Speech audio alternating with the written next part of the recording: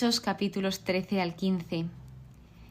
Pablo y Bernabé ahora mismo se encuentran en misiones en estos capítulos y para ello me gustaría un poco introduciros qué es ser misionero. Según Wikipedia, la definición corta es un miembro de un grupo religioso enviado a evangelizar una región. Y la larga, que también está bastante bien, dice: se llama misionero a aquella persona cuyo objetivo principal es el anuncio del Evangelio mediante obras y palabras entre aquellos que no creen. Es decir, esa forma de misión propiamente tal es conocida hacia las gentes, gentiles o no cristianos, y se desarrolla en lugares donde el Evangelio no ha sido suficientemente anunciado o acogido, o en ambientes refractarios ubicados más allá de las propias fronteras donde se dificulta la prédica y aceptación del mensaje. Y esto es totalmente a lo que se dedicaban los discípulos, los apóstoles, y siguen haciéndolo hoy en día. O sea, hoy en día seguramente escuches que alguien es misionero o que alguien se ha ido a hacer una misión en tal país o incluso en el mismo país. O sea, es que incluso en tu misma ciudad hay muchas zonas donde tú puedes hacer misión. Y bueno, pues en esas misiones obviamente no todo es un camino de rosas, y más en un sitio donde probablemente no han oído escuchar hablar de Jesús o tienen otras creencias. Entonces, para esto se necesita valentía, esa valentía que les daba el Espíritu Santo a los apóstoles para poder hablar y no tener miedo, porque quieras o no, humanamente, ¿cómo no vas a tener miedo a ir a otro sitio, a salir de tu zona de confort y anunciar a Jesucristo y todas las cosas que conlleva anunciar a Jesucristo? Porque obviamente cuando tú lo entiendes es fácil, pero cuando no lo entienden los demás no es nada fácil, porque ¿cómo explicas aquello que tú entiendes y los demás no? O sea, ojo ahí. Así que bien, algo que destaca mucho estos capítulos, sobre todo, es que ya se dejó claro que la puerta de la fe no es solo para los judíos, sino que también era para los gentiles, era para todos. O sea, Dios no era un Dios solo de un grupo específico de personas, sino que era un Dios universal y sigue siendo ese Dios universal, de todos y para todos. Entonces, estos misioneros iban anunciando, evangelizando, enseñando, resolviendo esas dudas, aclarando dudas, porque obviamente habían muchas, pero que muchas dudas. Y se ven en todo momento en movimiento, en acción. O sea, también esa alegría, que estaban llenos de alegría tanto los gentiles como aquellos que realmente amaban a Dios y veían cómo ya no eran ellos solos, sino que se estaba expandiendo a más lugares y veían cómo los demás podían disfrutar de esa alegría que conllevaba seguir a Jesús y sigue conllevando seguir a Jesús.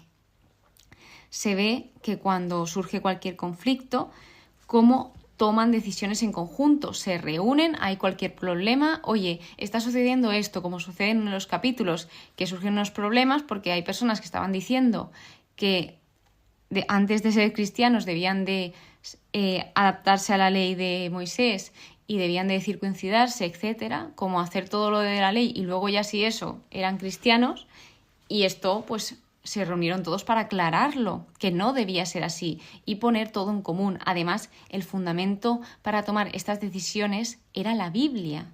O sea, ellos se basaban en la Biblia para poder decidir, porque en la Biblia ahí estaba toda la verdad y sigue estando.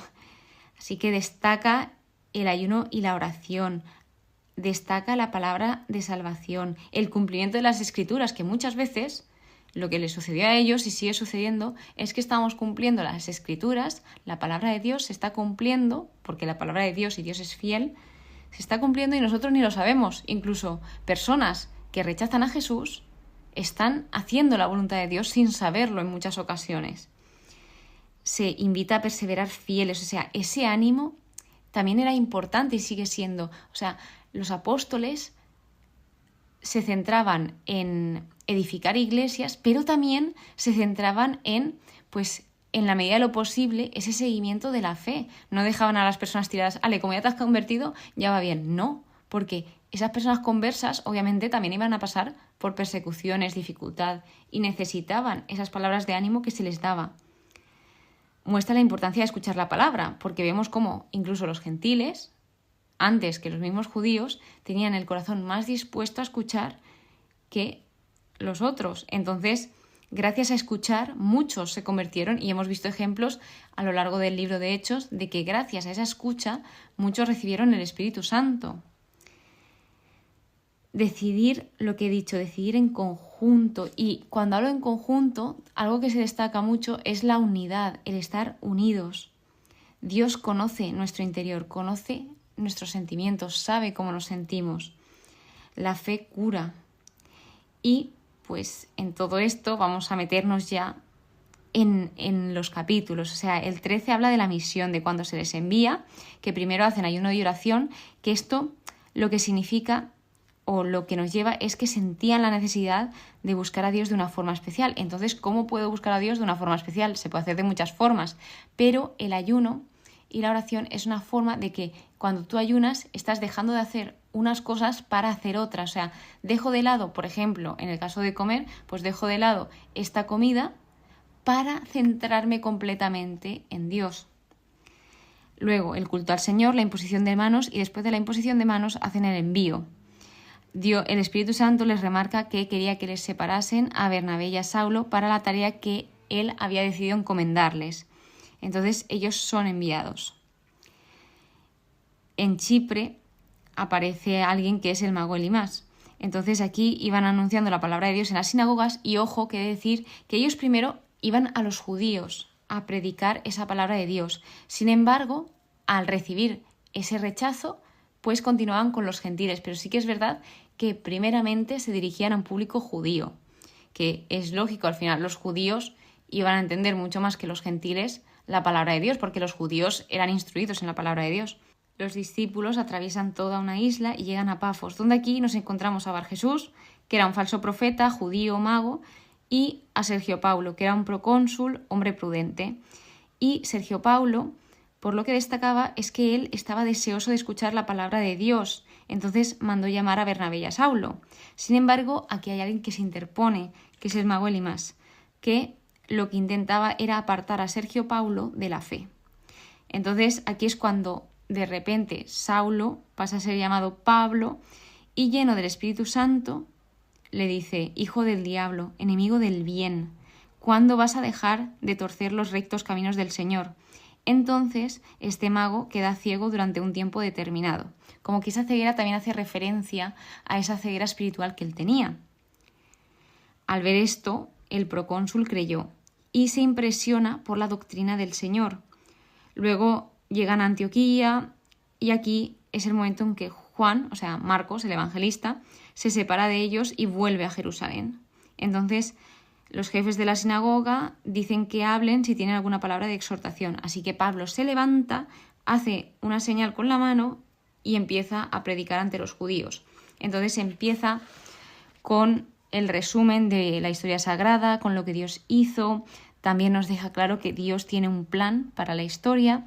Todo va conduciendo a Jesús. Luego habla de Jesús en la segunda parte y habla de que Jesús, muerto y resucitado, es el Mesías esperado, a pesar de que ellos tuviesen otra idea y siguiesen pensando de que no era el Mesías. Y se les dice que a vosotros había sido enviada esta palabra de salvación. O sea, no a ellos ni a un grupo específico, sino a vosotros. Cumplieron sin saberlo las Escrituras, como os comentaba, condenaron a Jesús sin motivo. ¿Y esto qué quiere decir? Que no conocían las Escrituras, porque rechazaron y entregaron al Mesías, a aquel que se supone que ellos esperaban. Todo se cumplió, las Escrituras cumplidas, o sea, es decir, que Dios fue mucho más grande que el pecado y la rebelión del hombre. Luego, la promesa de Dios, o sea, la buena nueva, es que la promesa de Dios con los antepasados se ha cumplido en todos nosotros al resucitar a Jesús.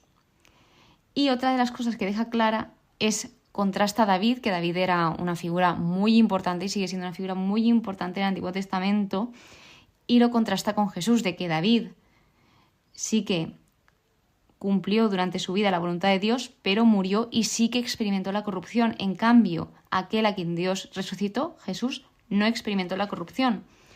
Pablo lo que se centra es en decir hechos, verdades, o sea, él no va a ninguna filosofía, no, o sea, él está contando lo que está pasando, lo que pasó, o sea, está enfocándose en las cosas que realmente pasaron.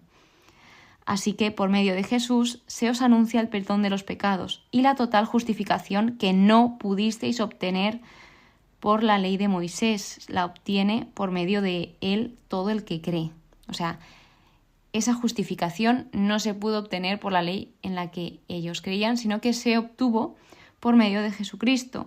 Eso sí, no se le quita valor a la ley, porque incluso el mismo Jesús hace referencia a la ley de Moisés.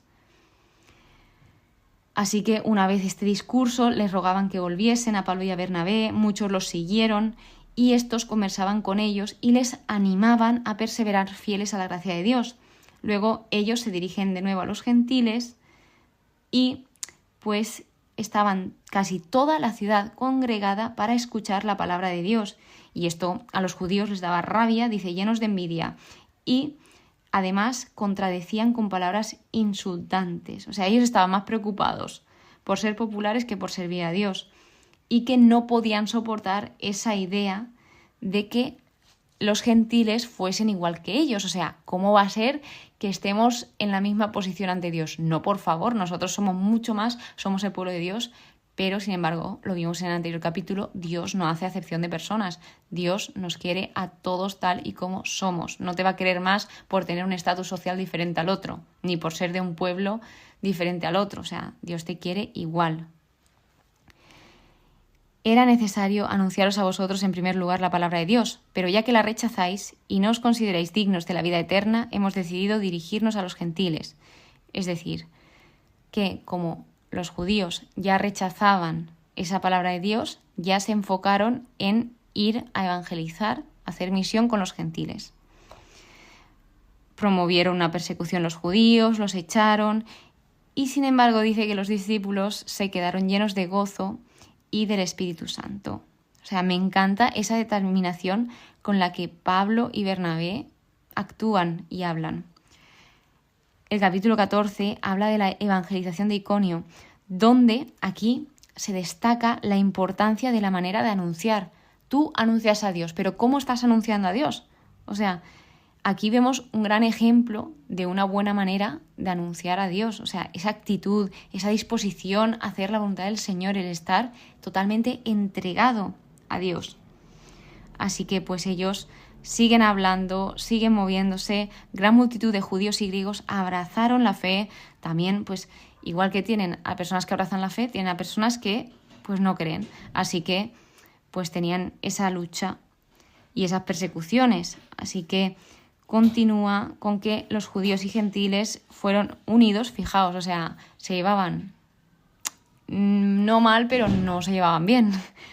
Pero en ese momento se unen para ultrajarlos y apedrearlos. Entonces huyen los discípulos. Luego viene la curación de un tullido, que era cojo de nacimiento, alguien que nunca habían dado, que le estaba escuchando a Pablo.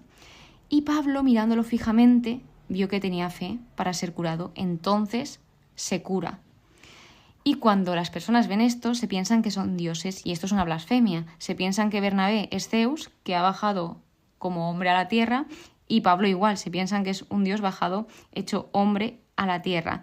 Y se piensan que Pablo es Hermes porque era alguien que dirigía la palabra. Sin embargo, esto les sentó fatal a los discípulos, rasgaron sus vestidos y les dijeron: amigos, ¿por qué hacéis esto? Nosotros somos también hombres, de igual condición que vosotros. Y como que les explican todo el porqué. Y luego, algo que deja claro es la libertad de Dios hacia el hombre, que dice: en las generaciones pasadas, Dios permitió que todas las naciones siguieran sus propios caminos. Si bien no dejó de manifestarse derramando bienes, enviándoos desde el cielo lluvias y estaciones fructíferas, concediéndoos sustento y llenándoos de alegría. O sea, que gracias a estas palabras y a que ellos como que se rebelaron contra aquello que el pueblo pensaba ofrecerles a ellos como supuestos dioses, esto hizo impedirles que la gente les ofreciera un sacrificio, porque obviamente ellos eran hombres, no eran dioses. Entonces están los dos contraponiendo el Dios verdadero a los falsos dioses, de que Dios sí que actúa, o sea, y que Dios es el único Dios. Aparece luego los judíos lapidando a Pablo, que lo dan por muerto. Sin embargo, él se levanta y regresa a la ciudad rodeado de discípulos. Lo que hace es confrontar ánimos, exhortando a la perseverancia en la fe, que esto era necesario. Y luego también habla de otra cosa necesaria, diciendo, es necesario que pasemos por muchas tribulaciones para entrar en el reino de Dios. Así que, pues, de nuevo, vuelvo a decir que a los gentiles se les ha abierto la puerta de la fe y reúnen a la Iglesia para contarles esto, todo cuanto Dios había hecho con ellos, o sea, a través de ellos, y cómo había abierto esta puerta para los gentiles. Por último, el capítulo 15 habla de la controversia en Antioquía, que es aquí cuando se deben de juntar todos para tratar la cuestión de que había personas que decían, no, si no se ha circuncidado no hay salvación, a lo que pues tuvieron que reunirse para dejar claras las cosas y para que hubiese una unidad en la Iglesia. Entonces, pues bueno, hubo controversias y empieza Pedro su discurso, donde él deja claro que Dios le eligió para que por su boca lo oyesen los gentiles y oyesen la palabra de Dios, la buena nueva, y creyeran. Habla de que Dios conoce el interior, que les comunicó el Espíritu Santo, que Dios no hizo distinción y purificó sus corazones, hablando de los gentiles también, con la fe. Es decir, que si Dios había recibido a los gentiles, también lo haría la Iglesia. Dice Pedro, ¿por qué tentáis a Dios imponiendo un yugo sobre el cuello de los discípulos? Nosotros creemos más bien que nos salvamos por la gracia del Señor Jesús del mismo modo que ellos. Entonces, todos se callan para escuchar, que esto dice mucho, porque esto quiere decir que están dispuestos a escuchar. Y se van narrando esos signos y prodigios que Dios, por medio de ellos, hace entre los gentiles. Luego habla Santiago, que él también cita la Biblia, se enfoca en lo que está escrito y con esto, resuelven ese debate. Así que lo que dice es que no se debe molestar a los gentiles que se convierten a Dios. Y bueno, citas, pues él cita del Antiguo Testamento al profeta Amós, a Isaías, y luego deciden redactar una carta apostólica, pues indicando toda la información de lo que había sucedido y la decisión que habían tomado para esa unidad. Así que bien, en la carta les hacen saber que ellos son conscientes de que les habían perturbado, que les habían trastornado los ánimos, así que les dejan claro que habían decidido el Espíritu Santo y ellos no imponerles más cargas de estas indispensables, que eran abstenerse de lo sacrificado a los ídolos, de la sangre, de los animales estrangulados y de la impureza. Dice, haréis bien en guardaros de estas cosas a Dios. Y luego, cuando les llega esta carta, porque esta carta les llega a través de enviados, porque eligen, junto con toda la Iglesia, enviar a varios discípulos más, en este caso fueron profetas, dirigentes entre hermanos, que eran Judas y Silas, a Antioquía con Pablo y Bernabé. Entonces, cuando llegan esta carta a Antioquía, la leen y se llenan de alegría al recibir ese aliento. Y bueno, pues Judas y Silas también, con un largo discurso, confortaron a los hermanos. Luego, este capítulo 15 acaba empezando las misiones de Pablo, donde Pablo se separa de Bernabé. No se sabe muy bien por qué, pero es que Bernabé quería que Marcos, el evangelista, fuese con ellos. Sin embargo, se ve que a Pablo no le hacía mucha gracia. O sea, Pablo lo que quería hacer era volver a visitar a los hermanos para fortalecer y animar a aquellos que ya eran cristianos. Entonces, él no estaba contento con solo plantar iglesias sin antes verlas cuidadosamente alimentadas y creciendo en la fe. Y bueno, pues Pablo lo que hizo fue irse por un lado con Silas y Bernabé se fue con Marcos, o sea, con Juan, que eran primos. Y con esto, pues, terminamos estos 3 capítulos, pues que ojalá aprendamos del ejemplo de los discípulos, el cómo actuaron, esa disposición, esa inmediatez, y que no nos quedemos ahí quietos diciendo, bueno, pues a ver, que Dios me mande del cielo esa misión, que no digo que no te la mande, pero pues también nos tenemos que mover, estar en constante movimiento y sobre todo, pues eso, que aprovechemos las oportunidades que se nos dan para compartir la palabra del Señor, que muchas veces no lo vamos a tener fácil, sí, o sea, fijaos los apóstoles, y madre mía, si siempre iban detrás de ellos persiguiéndolos y insultándolos y de todo, pero pues ellos contaban con Dios, o sea, Dios estaba en ellos y con ellos. Muchísimas gracias por estar aquí, muchísimas gracias por escucharme, espero que pases muy pero que muy buen día y que Dios te bendiga.